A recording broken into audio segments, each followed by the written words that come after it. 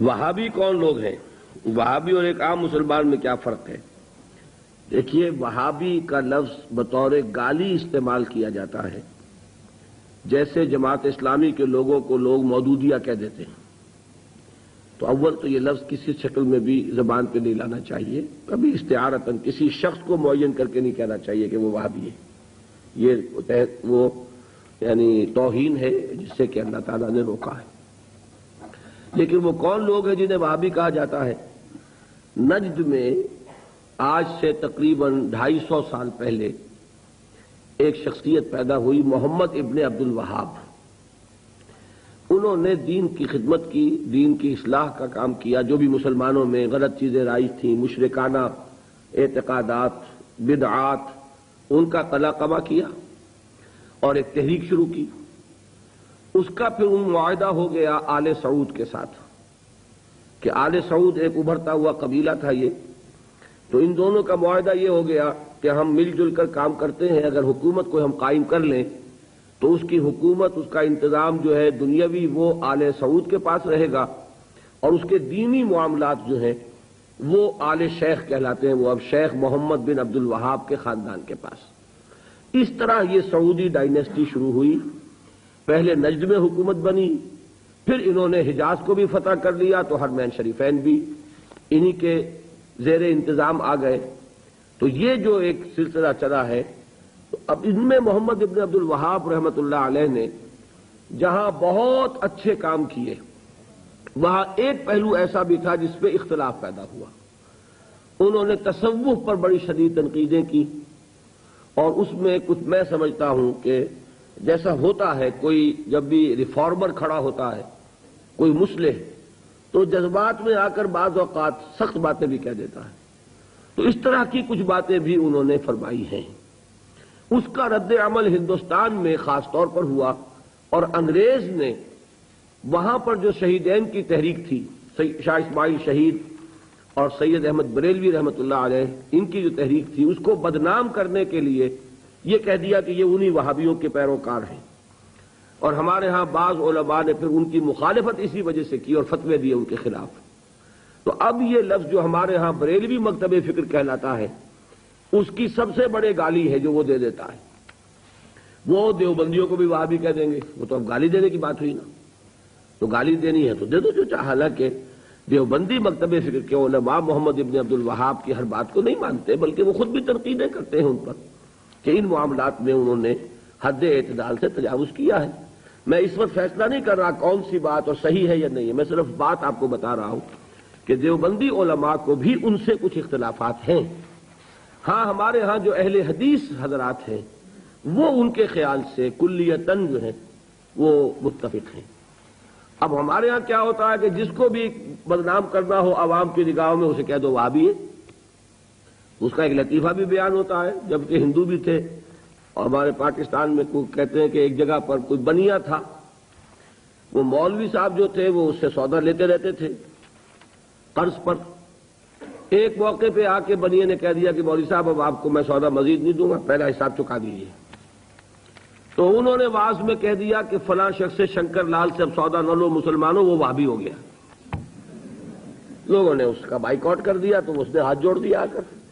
تو وہابی اس معنی میں اب گالی کے طور پر لفظ استعمال ہو رہا ہے۔ اللہ تعالیٰ مجھے اور آپ کو اس سے بچائے۔ محمد ابن عبد الوہاب رحمۃ اللہ علیہ نے بہت کام اچھے کیے۔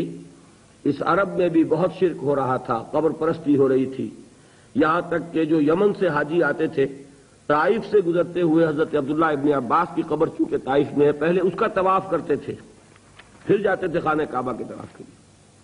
تو انہوں نے ان تمام چیزوں کو ختم کیا ہے، اور ابھی تک تو انہی کے اثرات تھے اصل میں کہ جو سعودی عرب میں چل رہے ہیں۔ اب جو نئی نسل ابھر آئی ہے تو وہ آل شیخ کا عمل دخل جو ہے وہاں بہت کم ہو گیا ہے۔ آگے حالات کیا ہوتے ہیں تو اللہ کے علم ہے۔ یہ ہے اصل شے، تو اس کو جو حقیقت ہے اسی تک رکھنا چاہیے۔ میں ان ائمہ میں دو بنیادی قسمیں ہیں، ایک محدثین اور ایک فقہاء۔ محدثین، ان کا کام کیا تھا؟ قرآن تو اللہ نے خود جمع کر دیا تھا، میں پہلے دن بیان کر چکا ہوں حضور کے سیرہ مبارک میں۔ حضور نے صحابہ کو اسی ترتیب سے قرآن پڑھا دیا، اور سینکڑوں صحابہ نے یاد کر لیا۔ پھر جو کمی اگر رہ گئی تھی کتابی شکل میں حضرت ابو بکر لے آئے، پھر اگر اس میں کوئی فرق پڑ رہا تھا پڑھنے کے انداز میں تو ایک کتابت کے اوپر جمع کر دیا حضرت عثمان نے، بات ختم ہو گئی۔ خلافت راشدہ میں قرآن کا معاملہ تو محفوظیت کی آخری درجے کو پہنچ گیا۔ اب اصل مرحلہ کیا تھا؟ حضور کے اقوال مبارک کو جمع کرنا۔ صحابہ ہیں منتشر ہو گئے ہیں، کوئی صحابی کوفے چلے گئے، کوئی صحابی دمشق چلے گئے، کوئی کہیں چلے گئے، کوئی کہیں چلے گئے۔ اب ان سب کے پاس، کسی کے پاس اتنی احادیث، کسی کے پاس اتنی احادیث، ان کو جمع کرنے کا کام، پھر چھان پھٹک کرنے کا کام، پھر مرتب کرنے کا کام یہ کس نے کیا؟ محدثین کرام نے۔ بہت بڑے محسن ہیں اس امت کے محدثین کرام، پوری زندگیاں کھپائیں۔ ایسا بھی ہوا ہے ایک محدث مدینے سے چلتے ہیں، انہیں معلوم ہوتا ہے کہ ایک صحابی دمشق میں ہے، ایک حدیث وہ بیان کرتے ہیں، ذرا باریک بات ہے سمجھ لیجئے گا۔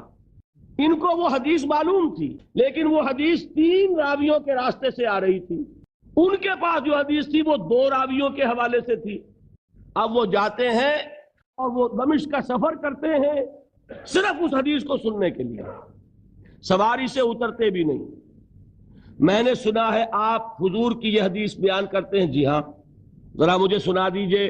سنا دیا، ویسے ہی اپنے اونٹ کی جو ہے گردن موڑ لی کہ واپس، بھائی اترو، ٹھہرو، قیام کرو۔ نہیں، میں صرف ایک حدیث رسول تم سے سننے کے لیے آیا تھا، میں اپنے اس سفر میں کوئی اور مقصد جمع نہیں کرنا چاہتا۔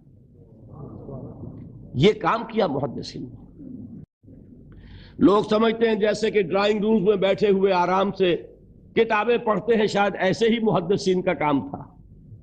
انہوں نے جس طرح زندگیاں لگائی ہیں اور جس طریقے سے حدیث کو جمع کرنے کے لیے مشقتیں جھیلی ہیں، اس کا آج ہم تصور نہیں کر سکتے۔ اچھا، وہ تو محدثین کرام ہیں، ان میں بھی اب ایک کا نام نوٹ کر لیجئے، چوٹی پہ کون ہے؟ امام بخاری، امام مسلم، امام ترمذی، امام احمد ابن حنبل، امام ابن ماجہ، امام ابو داؤد، سب ہیں، لیکن چوٹی پر رئیس المحدثین کون ہے؟ امام بخاری۔ اچھا، اب تیسرا طبقہ ہے ہمارے ہاں، دوسرا، وہ ہے فقہا۔ قرآن بھی جمع ہو گیا، حدیث بھی آ گئی، اب اس سے احکام نکالنے بھی تو ہے نا، استدلال کرنا ہے، حدیثوں کو جوڑنا ہے، قرآن کے ساتھ ان کا ربط تلاش کرنا ہے، اور پھر کوئی حکم تلاش کرنا ہے، اجتہاد کرنا ہے۔ یہ کام جنہوں نے کیا انہیں ہم کیا کہتے ہیں؟ فقہائے کرام۔ اور ان میں بہرحال جو لوگ یہاں جمع ہیں، مجھے یقین ہے کہ وہ اس بات کو تسلیم کرتے ہوں گے کہ ان میں چوٹی پر ہیں امام ابو حنیفہ رحمۃ اللہ علیہ، امام اعظم۔ پوری دنیا نے تسلیم کیا ہے کہ قانون کا جتنا سینس امام ابو حنیفہ کو ہے، قانون ایک علیحدہ شے ہے، اخلاقیات علیحدہ چیز ہیں۔ ایک شے کا اخلاقی تقاضا کچھ اور ہے، قانونی تقاضا کچھ اور ہے۔ آپ کو کسی نے تھپڑ مارا، اخلاقی تقاضا کیا ہے؟ معاف کر دو بھائی، اور قانونی تقاضا کیا ہے؟ جوابی تھپڑ رسید کرو، اس لیے کہ اگر یہ نہیں کرو گے تو اس کی ہمت افزائی ہوگی، یہ کسی اور کو بھی تھپڑ مارے گا۔ میں اپنا احساس عرض کر رہا ہوں، اور دنیا میں جو بات مانی گئی ہے کہ جس کا نام لیگل سینس ہے، قانون کا ایک فہم، اس میں دنیا کا کوئی شخص مقابلہ نہیں کر سکتا امام ابو حنیفہ کا۔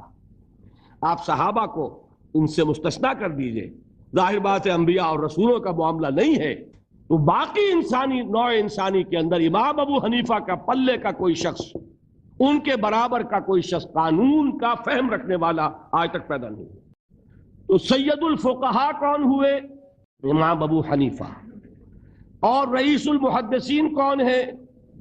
امام بخاری۔ یہ ساری جو میں نے اس وقت آپ کو تمہید بیان کی، وہ اس مسئلے کے لیے پریشان کن مسئلہ یہ ہے کہ امام ابو حنیفہ کی طرف یہ بات منسوب ہے کہ وہ یہ فرماتے ہیں الایمان قول، ایمان نام ہے صرف قول کا، عمل اس میں زیر بحث نہیں آتا۔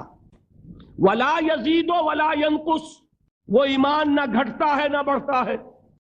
اب دوسرا سٹیٹمنٹ سنیے، وہ ہے امام بخاری کا، رئیس المحدثین کا، الایمان قول وعمل، ایمان نام ہے قول اور عمل کے مجموعے کا۔ قول اور عمل دونوں چیزیں ایمان میں شامل. وَيَزِيدُ وَيَنْقُصُ، وہ گھٹتا بھی ہے بڑھتا بھی ہے.